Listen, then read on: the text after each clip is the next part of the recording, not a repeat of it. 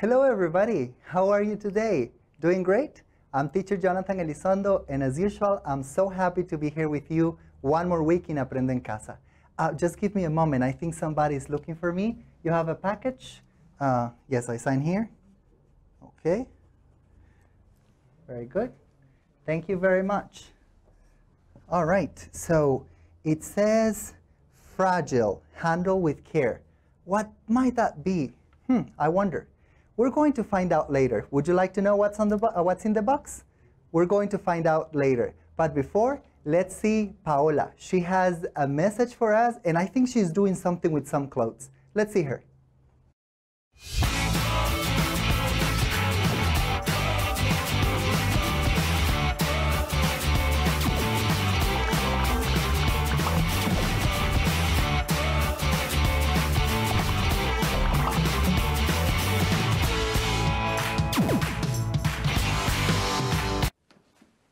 Hello friends, how are you? I am going to unpack some clothes that I found in my closet. I have an older sister and my mom said I have to wear her old clothes. We will see what we can find. This is a shirt. It's actually very cool. And this is a sweater. Nice. I could wear it. These pants, well, maybe not so much. But I am surprised. She has more style than I thought. Did you know that the fashion industry is the second biggest polluter of the environment? Just a pair of jeans uses up to 20,000 liters of water. That is a scary amount. That is why reducing the amount of new clothes we buy can really give our planet a chance. Maybe we can exchange clothes with a friend, use some of our relatives' old clothes, go thrift shopping for some treasures. Who knows? The more we use, the more others produce. Being green is the new cool, and recycling is not enough anymore. We have to start reducing and reusing. That works for clothes, plastic, and many items that harm the environment, our planet. Use less paper, buy less plastic, and even find new combinations in your closet.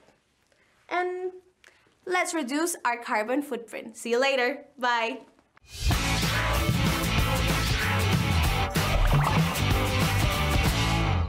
Thank you very much, Paola, for that wonderful message. You're totally right. We should be careful about what we do with our planet, right? Okay, now, before we continue with today's class, are you ready for today? Remember the materials that you need. Do you remember? I know you do. We need somewhere to write in, and we need something to write on, right? And something to write with. So we need a notebook or a piece of paper, and a pencil or a pen, whatever you decide, okay? And the space. Remember to have a space where you can put your materials, everything you're going to need for the day, all right? Very good.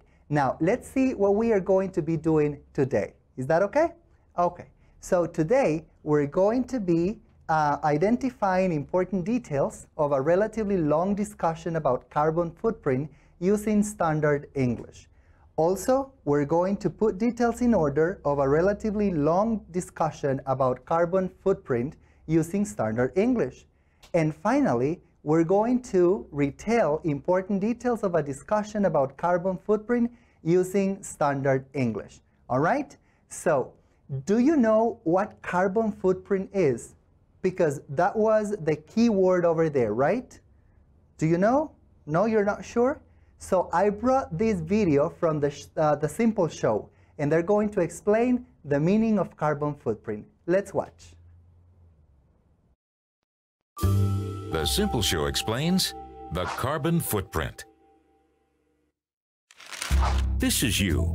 You've probably been hearing a lot about climate change and how you should reduce your carbon footprint. But what is that exactly? Just like an actual footprint, it's a mark you leave upon the environment. No, not with your shoes, but with every action that releases carbons. Those are the harmful gases, such as CO2, which are pumped out by burning fossil fuels like oil or gas. The more fuel you use, the bigger your footprint will be. You may think that by driving your car, the only carbons you release come from the engine, but no. Consider the carbons that are emitted just to get fuel into the tank. From the energy needed to extract the oil from underground, the pollution caused by transportation and refinement, to the final delivery to your local petrol station. Not to mention the CO2 released by manufacturing your car in the first place. More than you thought, huh? So unless you live in a cave, you and everything you own has its own carbon footprint.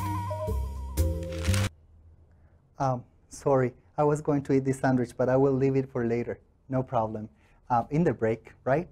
Okay, so you have an idea of what carbon footprint is now? I prepared an image, and I found this image online. Let's see the image for the carbon footprint.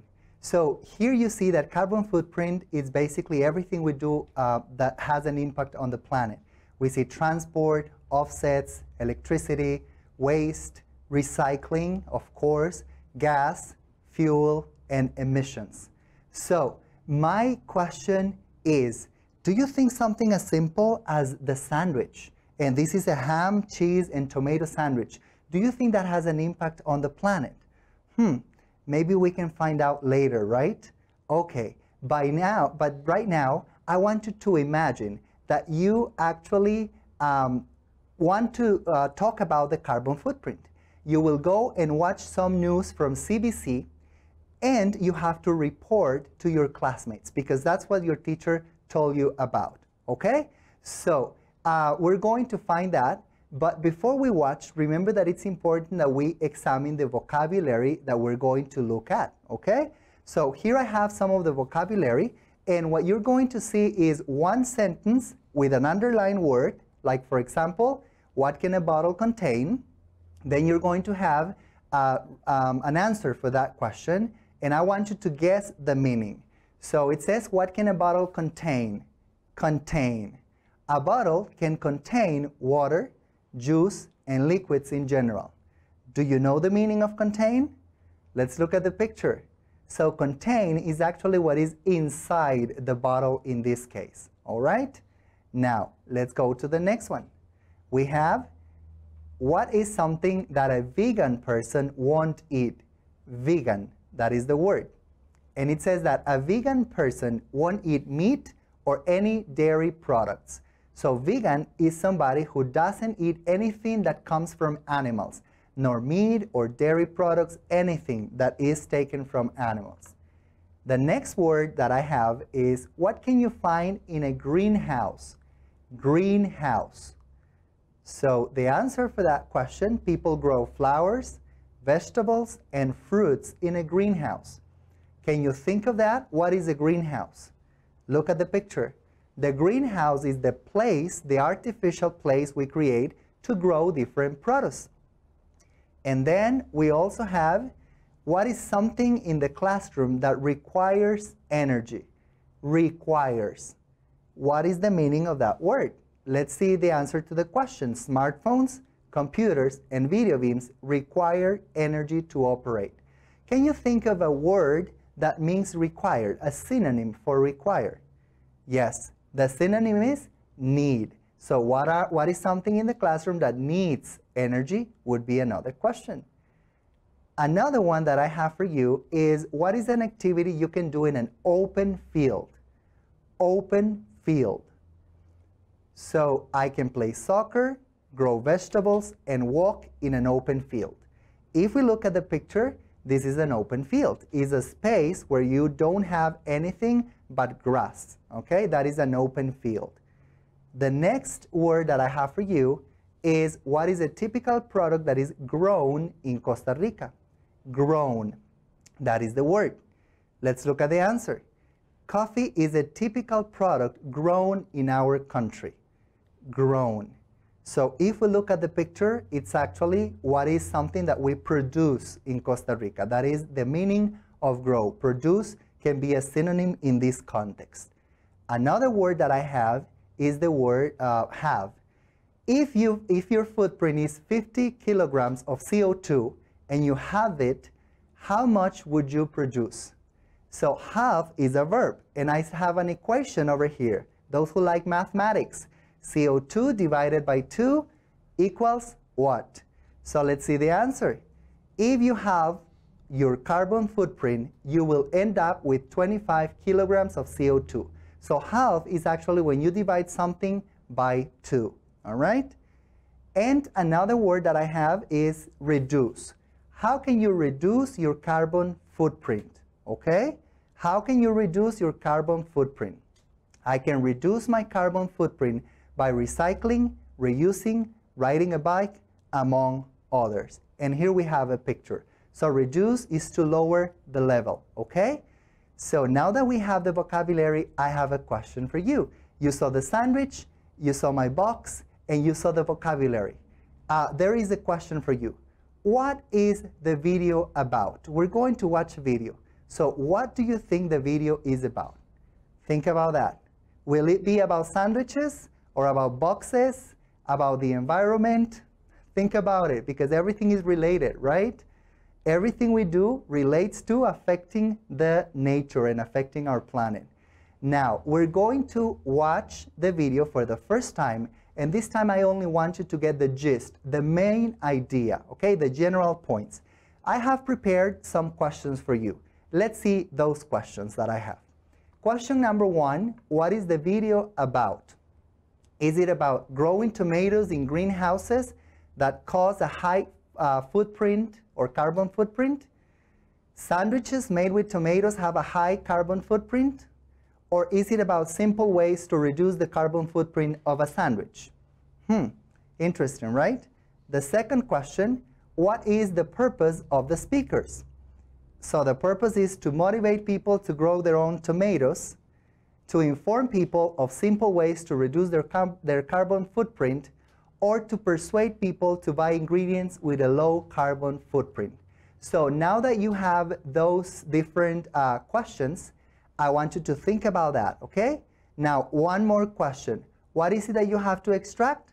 Only general ideas. I don't want you to extract details at this point, okay? So we're going to watch this short report from CBC News. Let's see it. I bet you've questioned how much of a difference these things really make when it comes to reducing your carbon footprint. But what can you do now to actually help? Here's an example you might not have thought of to sink your teeth into. Hungry? Well, whatever you eat has a carbon footprint. You probably heard beef has one of the biggest, though most of us don't have one ingredient meals. Take, for instance, a lunchtime staple, the sandwich. Of course, a UK study actually looked at the carbon footprints of sandwiches, and Adisa Adzapagic is one of the authors. Adisa, what are the sandwiches we should avoid? Well, the sandwich that you should avoid is ham and cheese, and also a breakfast sandwich, which contains bacon, sausage, and an egg. Okay, so what if I suddenly went vegan and I took the ham out, I took the cheese out, and then I'm just left with the tomato and the lettuce? Is that okay? Apart from the taste, that should be okay, but it depends how tomato is grown. So in the UK, for example, most of the tomato is grown in greenhouses, and that requires energy, which means that the carbon footprint of tomato is really high. Oh. So just to give you an example, 1 kilogram of tomatoes would have 10 kilograms of CO2 equivalent emitted into the atmosphere. So that is 10 times more than its own weight.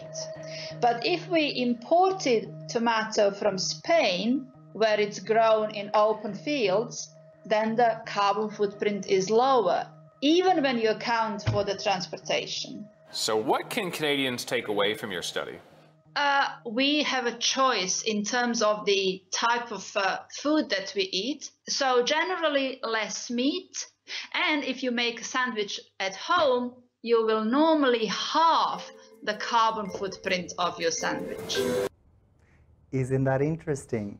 Now, I think from now on, I won't look at a sandwich the same way I did before, because I know this has an impact on nature and the environment, okay? Now, we're going to check the answers. Let's go back to the slide and let's see the answers for those two general questions. First question was, what is the video about?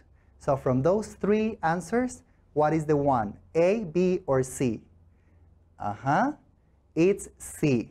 The video is about simple ways to reduce the carbon footprint of a sandwich. Something like buying your tomatoes from open field tomatoes, or tomatoes grown in open field. Like in Costa Rica, many of our tomatoes are grown in open fields.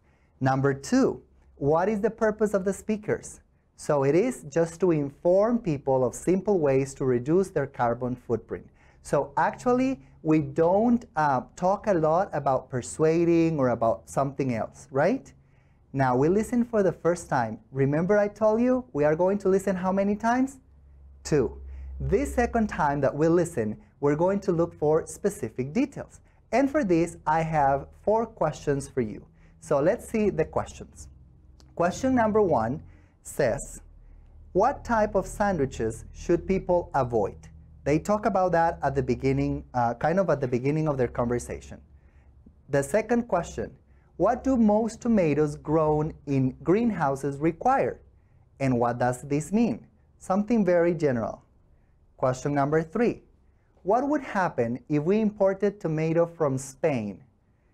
And question number 4, what can Canadians take away from Adisa's study? Adisa is the woman. So I'm going to leave that there for a couple of seconds, and I want you to maybe take a picture, take notes. Remember that it's very important, okay?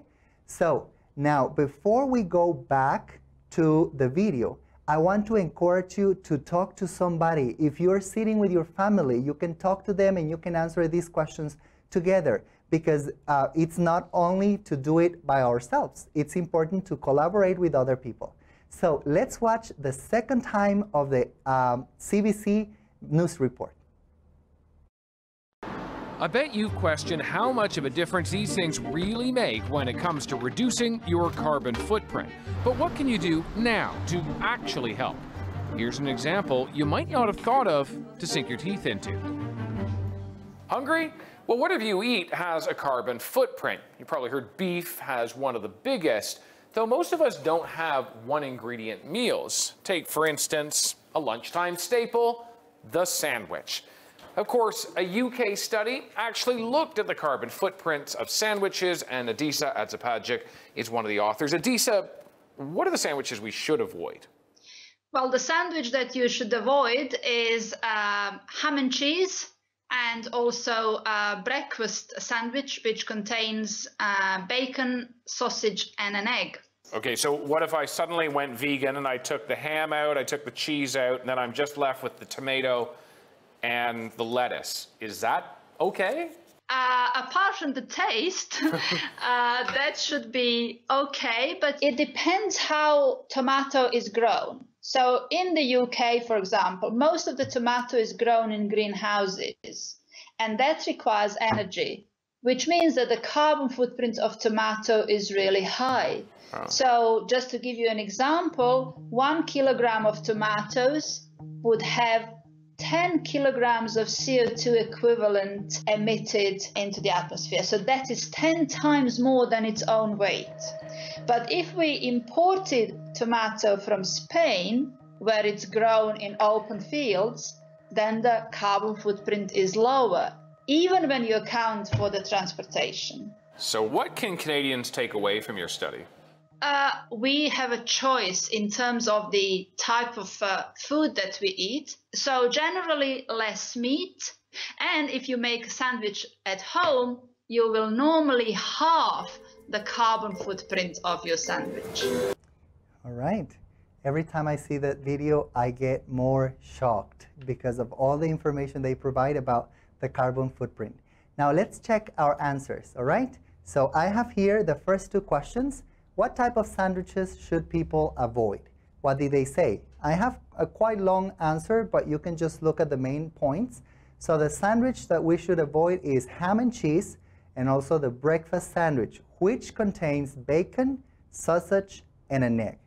What do most tomatoes grown in greenhouses require, and what does it mean?